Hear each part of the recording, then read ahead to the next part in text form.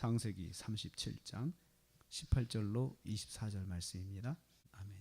형들로부터 이어받는 요셉이란 제목으로 은혜 받기를 원합니다.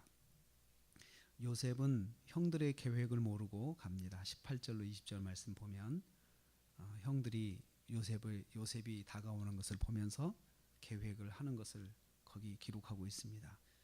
죽이기를 꾀하여 이렇게 말합니다. 죽이기를 꾀하여. 그래서 또 20절에 그를 죽여. 짧은 본문에서 죽음이라는 단어가 두 번 반복이 되면서 형들이 집중적으로 모의하고 있는 것을 여기서 볼 수가 있습니다. 그런데 요셉은 그 사실을 알지를 못합니다. 까마득히 모릅니다. 만약에 그 눈에 보이는 거리에서 형들의 살기를 느꼈다면 도망갔겠죠. 그런데 모르고 오는 거죠. 이렇게 요셉에게는 보이지 않는 위험이 이제 다가오고 있음을 알 수 있습니다. 근데 그것이 어떻게 시작이 됐느냐? 평소에 형들이 요셉을 미워하는 그 미움이 있었는데 이것들이 계속 쌓이는 거예요. 계속 쌓이고 있다가 이제 꿈에 대한 이야기를 하면서 그게 결정적인 계기가 된 것입니다. 꿈 때문에 이제 죽음을 맞이하게 될 위기를 만나게 되는 것입니다. 근데 그 꿈은 요셉이 스스로 만들어 꾼 꿈도 아니고 하나님이 주신 거예요.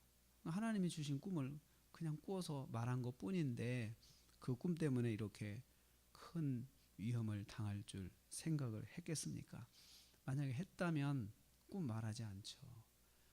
그런 사실을 모르니까 이제 요셉은 꿈을 말했고 그것 때문에 이제 죽음을 바라볼 수 있는 위험을 만나게 됩니다. 그래서 형들이 이렇게 말합니다. 20절 여러분이 그를 죽여 그의 꿈이 어떻게 되는지 우리가 볼 것이라.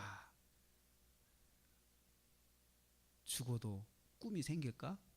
죽어도 꿈이 이루어질까? 그러면서 그 죽음에 대해서 비웃는 거죠. 그의 꿈에 대해서 비웃는 것입니다. 누적된 미움을 받던 요셉은 꿈을 통해서 사망의 위협을 받습니다. 이것이 인생인데 인생에서 그럴 수도 있는 일이 있는데 요셉은 정말 어린 나이에 이런 험한 일을 경험을 하게 되는 것입니다. 그게 다 꿈 때문에 그렇습니다. 꿈은 하나님이 주신 꿈에는 결과는 정말 해피엔드지만 그 과정은 힘들고 고난이고 어려울 수가 있습니다. 자기가 생각하지 못한 위험이 올 수도 있다는 것이죠.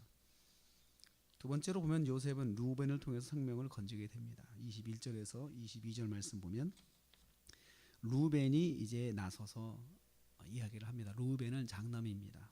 장남인데 동생들을 말립니다. 우리가 그의 생명은 해치지 말자. 그렇게 이야기를 합니다. 그리고 이제 단지 구덩이에 던져가지고 죽이지는 말자.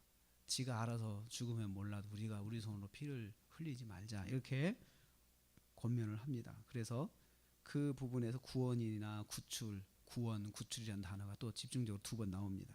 그리고 생명과 피라는 말도 같이 또 반복해서 집중적으로 나오면서 이 상황이 얼마나 극적이고 얼마나 위험한 상황인지를 이 단어들의 반복을 통해서 보여주고 있습니다. 들에서 방황할 때 우리 어제 묵상했습니다. 한 사람을 통해서 그 방황을 하나님께서 멈추게 하셨죠. 근데 여기서 생명의 위협을 받을 때도 또 한 사람 루벤을 하나님 보내세요.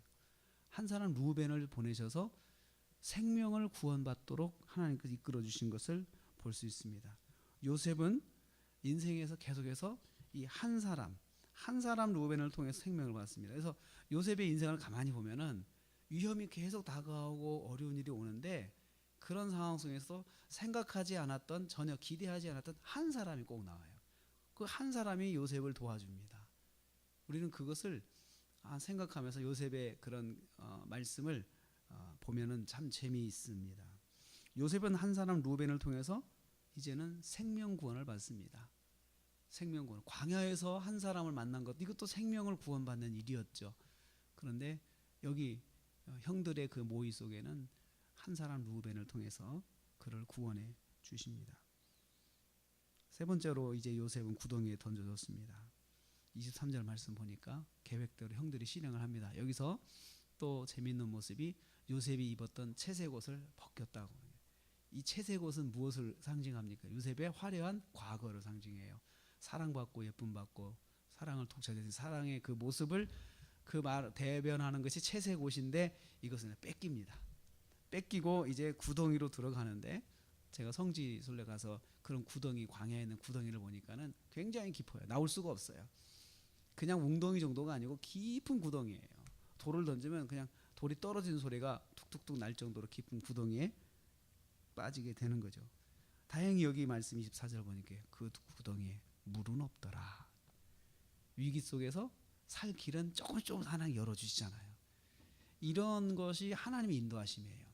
그러면 그때 어떻게 해야 되느냐? 그런 상황 속에서 빨리 알아들어야 돼. 아, 그래도 하나님이 나와 함께 하시는구나. 빨리 깨닫고 하나님의 인도하심을 빨리 붙잡아야 되는 것입니다. 어떻든 간에 그래도 생명은 건졌으니 다행입니다. 한 사람 르우벤의 도움으로 생명을 건지게 되었습니다.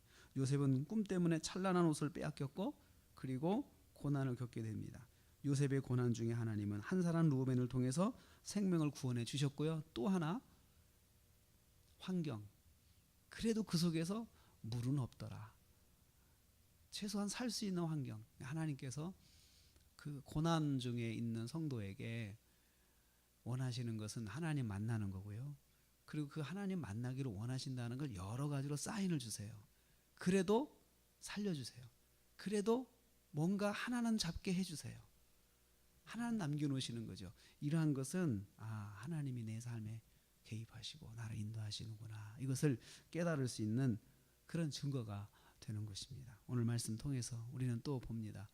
고난 중에 있어도 정말 생명의 유혹을 받는 그냥 바닥까지 내려가는 고난 중에 있어도 하나님은 그 사람에게 구원의 길을 열어주시는데 한 사람 그리고 환경, 그래도 숨을 쉴 수 있는 환경, 생명을 유지할 수 있는 환경, 이것을 주신다는 것을 알 수 있습니다. 혹독한 시련과 고난이죠. 그래도 그 속에서 하나님의 계획은 있고 하나님은 나를 향하신 계획이 있으셔서 그렇게 살려두시고 만나시기를 원하신다는 것입니다. 오늘도 하루를 시작하시면서 하나님은 절대로 하나님의 백성 놓지 않으십니다.